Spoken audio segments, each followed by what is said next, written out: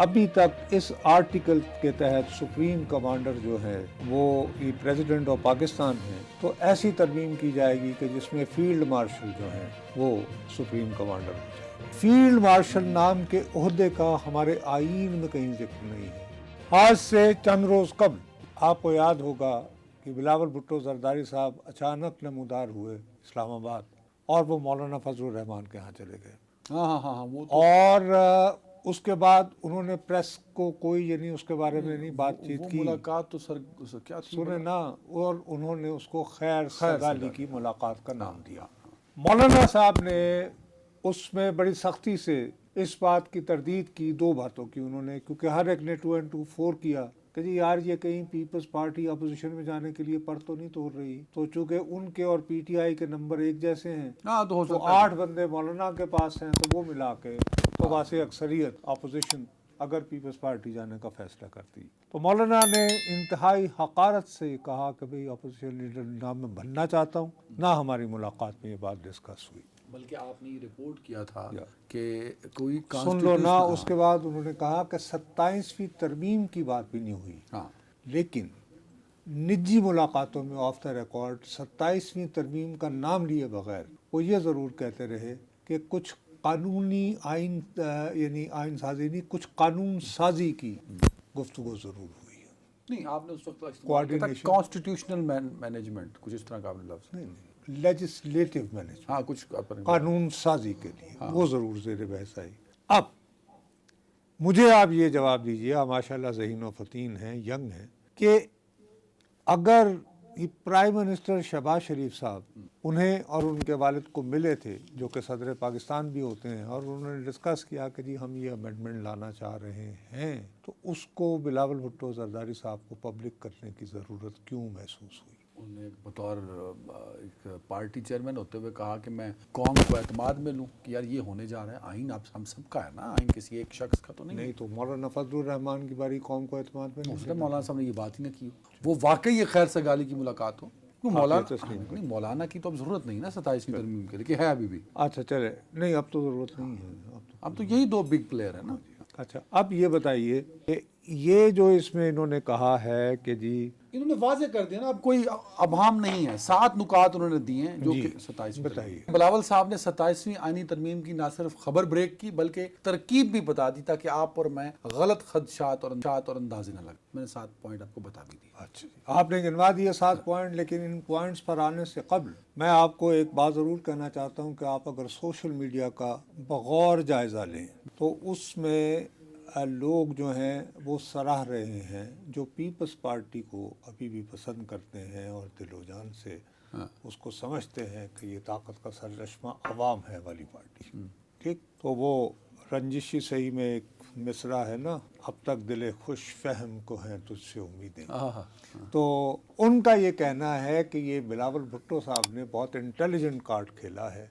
3 नवंबर के दिन उन्होंने एक गेम खोल दी, और 3 नवंबर याद रहे वो दिन था 2007 का, जिस दिन जनरल मुशर्रफ ने इमरजेंसी लगाई थी जिसको लोग मार्शल लॉ प्लस कहते थे। तो उन्होंने कहा कि भाई ये शहबाज हुकूमत एक और 3 नवंबर दोहराने जा रही है। उसमें उन्होंने ये नहीं कहा, उन्होंने कहा कि हम आज वो ये कह रहे हैं, मैंने जो तुम्हें कह रहा था कि भाई चलो एक रास्ता वो ढूंढ लिया। ये लोगों का ओपिनियन है, कुछ जो समझते हैं, जो कि बहुत स्टॉन्च अभी तक पीपल्स पार्टी के हामी हैं और मद्दा है। बाकी जो लोग हैं उनकी अक्सरियत जो है सबसे ज़्यादा तवज्जो मबसूल की हुए है आर्टिकल 243। वो सोशल मीडिया, और उसके हवाले से पतंगबाजी ये हो रही है कि जी चूँकि गज़ा में फ़ौज भेजनी है तो पार्लिमान से इजाज़त वाला जो है वो मामला और 243 में तरमीम करके ख़त्म कर दिया जाए। हाँ, लेकिन वो एक अहमकाना बात है। और मेरा ख्याल है कि आज DGSPR ने उस पर एक सवाल पूछा गया था 243 पे ही, शायद शहजाद इकबाल ने पूछा ये सवाल, उस पर DGSPR ने जवाब दिया कि हमें ऐसी तरमीम का गज़ा वाले मामले पे किसी और ने पूछा, तो उन्होंने कहा जी गज़ा में कोई हम फौज नहीं भेज रहे, ना ही ये मामला कहीं डिस्कस हो रहा है, अगर आएगा तो पार्लियामेंट में जाएगा, पार्लियामेंट ये फैसला करेगा। अच्छा चलें, वो मामला क्लियर हो गया। तो उसके बाद दूसरा ये कहा जा रहा था और कहा जा रहा है कि जी अभी तक इस आर्टिकल के तहत सुप्रीम कमांडर जो है वो ये प्रेसिडेंट ऑफ पाकिस्तान है, तो ऐसी तरमीम की जाएगी कि जिसमें फील्ड मार्शल जो हैं वो सुप्रीम कमांडर हो जाएंगे। मेरा अपना ख्याल है कि ये बात भी बेपर की है। अच्छा, ऐसा नहीं है कुछ 243 अगर लिखा गया है तो इसका मतलब सजेशन यार एक तो सबसे बड़ी बात ये है कि हमारे यहाँ जो पहले फील्ड मार्शल थे उन्होंने खुद ही अपने आप को लक़ब दिया था आफ्टर टेक ओवर कि वो फील्ड मार्शल है, ठीक है ना। इन दिस केस जो है हुकूमत ने, वजीर आजम पाकिस्तान ने मई की जंग के बाद उनको ये दिया, ठीक है ना। लेकिन फील्ड मार्शल नाम के ओहदे का हमारे आईन में कहीं जिक्र नहीं है। हमारे में जिक्र नहीं है, कैसा sir chairman chief of staff committee का जिक्र है, आर्मी चीफ का जिक्र है, नेवल चीफ का जिक्र है, ये वो यानी तो ये टेक्निकली एक टोकन है जिसकी कोई आईनी यानी पार या कुव्वत या जिक्र नहीं। सो 243 में तरमीम के जरिए आप फील्ड मार्शल के ओहदे को एक कॉन्स्टिट्यूशनल कवर दे सकते। अच्छा, ओके, ठीक है, ठीक है। उसके अलावा एक मुमकिन तरमीम जी मेरे नुक्ता नज़र से जो हो सकती है, जनरल आसिफ नवाज जंजुआ मरहूम के नागहानी वफात जो कि उनका टेन्योर ख़त्म होने से पहले हुई थी, तो ये स्पेकुलेशन शुरू हो गई थी कि जी कौन नवाज शरीफ साहब के चहीते हैं, कौन जनरल गुलाम इसाक खान साहब के चहीते हैं, क्योंकि उन दिनों सदर का इम्पोर्टेंट रोल होता था ड्यू टू 8th अमेंडमेंट। उसके बाद से अगरचे ये खालिसतन दोबारा ये प्राइम मिनिस्टर का अख्तियार हो गया, तो जब भी आर्मी चीफ की अपॉइंटमेंट का होता है तो मुसलसल स्पेकुलेशन होती है और 6-7 जर्नलों के पूरे रिज्यूमे करके, तो आप जैसे चलाए जाते हैं, आप जैसे पढ़े लिखे लोग जो फौजी अमूर के बड़े माहिर होते हैं वो फिर ये भी बता देते हैं कि इन साहब इंजीनियरिंग से शुरू हुए थे, इनकी ये खूबियां खामी। वैसे कोई नहीं बताता कि यार कल नू अगर हो गया तो अच्छा तू कह रहा था। अगरचे हमारे एक बहुत बड़े जो हैं वो होते थे अपने आप को फौजी अमूर के माहिर समझने वाले, आप जैसे आजकल वैसे अमेरिका में होते हैं वो टब में जो बैठा करते थे, उन्होंने एक साहब का नाम लिया था और उन्होंने कहा कि वो कोई अपना इतने अच्छे सूटेबल आदमी नहीं है, लेकिन वो फिर वो हो गए थे वही जिनको उन्होंने बुरा कहा था, राहिल साहब, और फिर उन्हीं का ही वो, ठीक है जी, होता है जिंदगी में, ठीक है, इट्स पार्ट ऑफ लाइफ।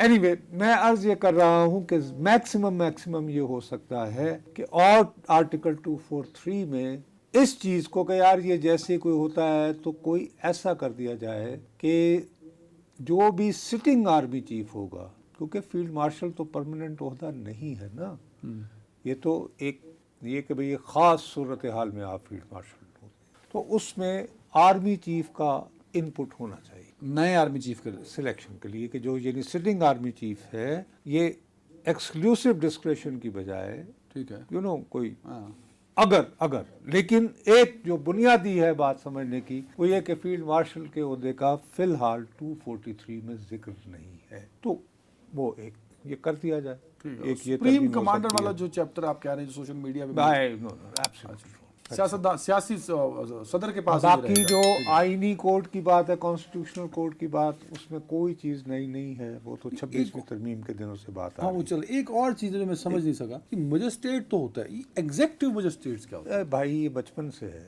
असल में बात ये है कि आपके यहाँ ये जो सारा आइन कानून वगैरह वगैरह, पीपीसी, पीआरपीसी, ये तमाम एक्ट्स जो हैं ये अंग्रेज के बनाए हुए हैं। तो अंग्रेज की जो एडमिनिस्ट्रेशन थी वो कहता था लॉ एंड ऑर्डर, तो लॉ एंड ऑर्डर में ऑर्डर पर ज्यादा जोर दिया जाता था, लॉ पर कम। और सेकंड बात ये होती थी कि ये जो लॉ इन्फोर्स करने वाले लोग हैं ना, ये ज्यादा से ज्यादा किसी के आगे अकाउंटेबल ना हो, आप जैसे कमी कमीनों के मेरे जैसे लोग, ठीक, क्योंकि एक तो वैसे ही वो गोरे होते थे। अच्छा, अब क़याम पाकिस्तान के बाद हमारे यहाँ ब्राउन साहब पैदा हो गए, तो एक ओहदा था उसे कहते थे डिप्टी कमिश्नर, अभी भी है नहीं, अब वो डीसीओ कहलाता है, डिस्ट्रिक्ट कोऑर्डिनेटिंग ऑफिसर। ये कोऑर्डिनेटिंग क्या होता है यार? डिप्टी कमिश्नर, कमिश्नर, ये मतलब नाम बढ़ता है, और उसके पास अख्तियारात होते हैं अदालती, वो डिस्ट्रिक्ट मैजिस्ट्रेट भी होता है, सब डिविजनल मैजिस्ट्रेट भी होता था, एसडीएम। अभी वैसे डिप्टी कमिश्नर का ओहदा है, बट वो एग्जीक्यूटिव मजिस्ट्रेट शायद ना हो। डीसीओ, उसके पास अदालती अख्तियार नहीं है, वो कोऑर्डिनेटर है, वो पूरी डिस्ट्रिक्ट का इंचार्ज नहीं है। जब वो मजिस्ट्रेट बनेगा, जब वो एग्जीक्यूटिव मजिस्ट्रेट होगा, तो he is responsible for everything in his